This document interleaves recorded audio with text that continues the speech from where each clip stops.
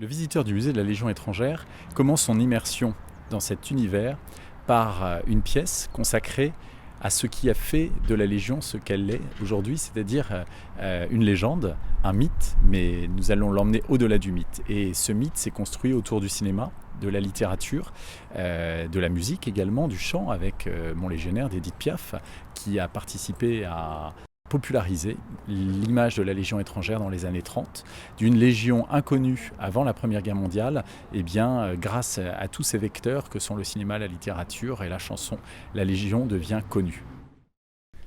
Nous nous trouvons devant la vitrine consacrée à l'évolution du képi blanc, ou plutôt comment d'une housse destinée à protéger les képis des rayons du soleil et qui s'est décolorée au fil du temps au gré des lavages et justement de l'ardeur du soleil du désert, nous sommes arrivés progressivement à ce képi devenu légendaire, qui a défilé pour la première fois sur les têtes de nos légionnaires lors du défilé du 14 juillet 1939. Une des pièces majeures de la salle consacrée aux légionnaires bâtisseurs est la maquette du monument aux morts de la Légion étrangère. Cette maquette a été réalisée en même temps qu'a été inauguré le monument de la Légion en 1931 pour commémorer le centenaire de la création de la Légion étrangère. Il a été réalisé à l'époque 6 maquettes. Celle que vous voyez et celle qui est en meilleur état.